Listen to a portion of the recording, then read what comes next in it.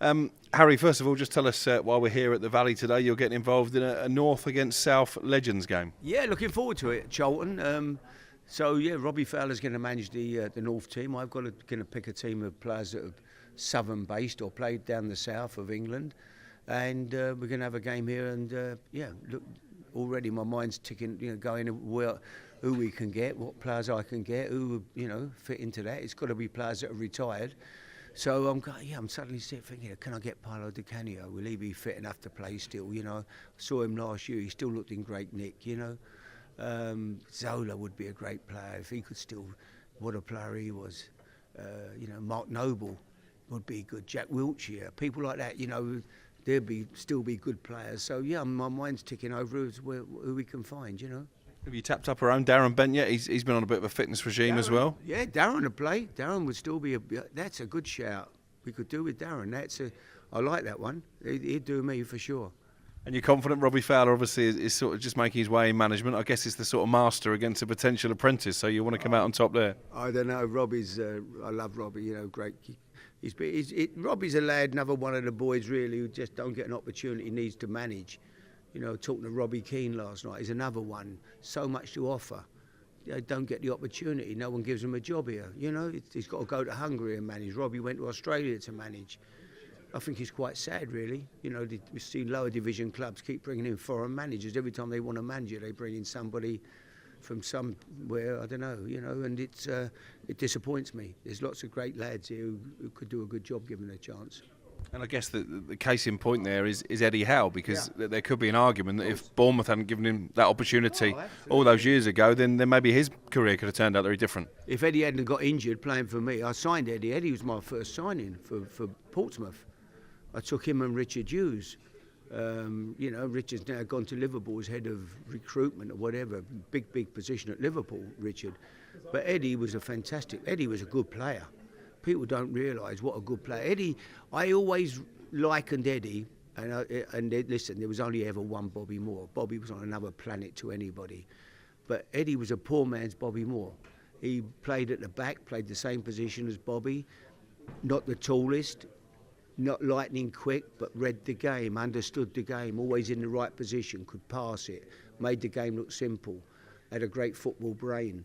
And so my first signing when I went to Portsmouth, I'd watched Eddie over the years at Bournemouth and thought he should be playing higher. And I took him into the Championship, hoping that he could take me into the Premier League with Portsmouth. And first game of the season, not Forest, he did his knee ligaments, made a real mess of his knee. And really, that's what finished him. He got into the coaching after that, And so, in some ways, it might have been a blessing in disguise for him. The injury, maybe he wouldn't have got into the coaching when he did. But yeah, he's done fantastic. He's a lovely guy, he never gets too up, never gets too down.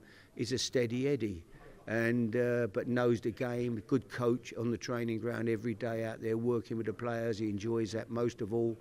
He's been loyal to his staff. He's taken the Jason Tyndalls and Steve Purchases and the lads from Bournemouth everywhere with him. He's got a good backroom staff.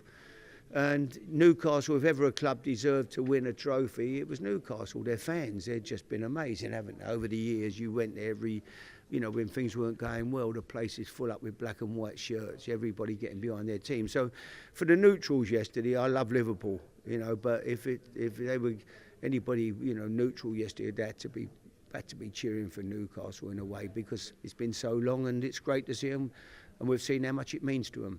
And in some ways, England's lost Newcastle's game, because I still find it perplexing that the FA didn't even speak to Eddie in the summer when that job became available. No, it's silly, wasn't it, really? I just thought maybe Eddie didn't fancy it at the moment. He's at a great club, but he would have took it. No one can turn the England job down, can you?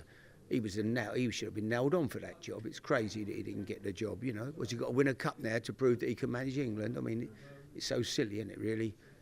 Look at what he'd done, look at his achievements at Bournemouth over the years, 4th Division, or Division 2 as it's called now, into the Premier at Bournemouth. It's beyond belief, If you'd have said to me, Bournemouth being in the Premier League one day, I'd have thought you were off your head. And he's took him 100 years, never been out of Division 3 or 4.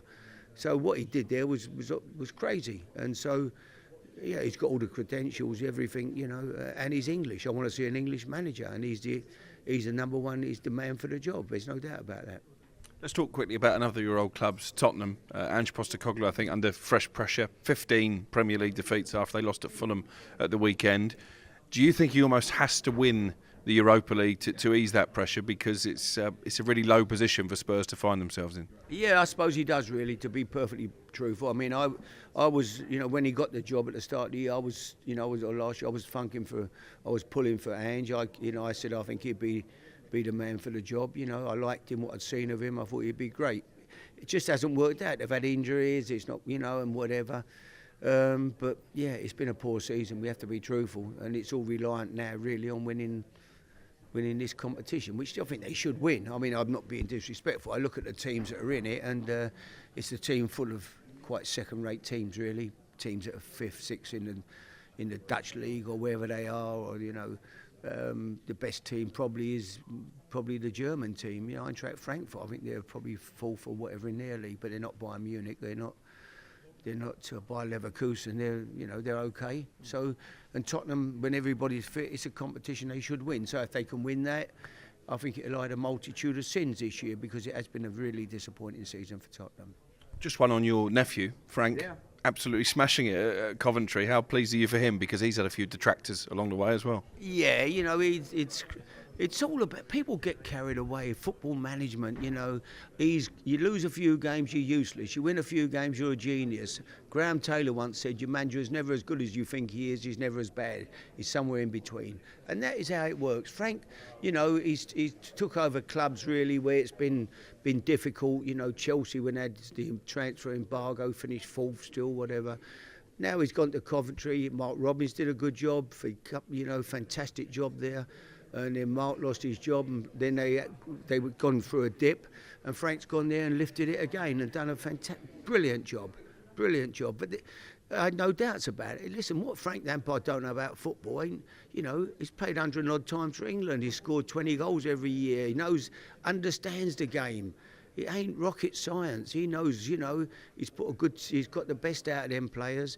And there's loads of lads, I keep saying, like him around, I still want to see the Stevie Gerrards get back in, I think he's, suddenly he's had one bad or one indifferent spell, and suddenly, Stevie Gerrard, he's written off. It's crazy. These boys, they've got something to offer, and I want to see them get back in and get the opportunity to manage. There's lots of very lads out there, English lads, who just don't get the opportunities, or people can't wait for them to fail for some reason. And it's great to see Frank doing so well at Coventry, and let's hope he can get them in the playoffs, which I think he every chance now. And if he can get them up, it'll be wonderful, On AM, on DAB, via the talkSPORT app, and on your smart speaker. talkSPORT.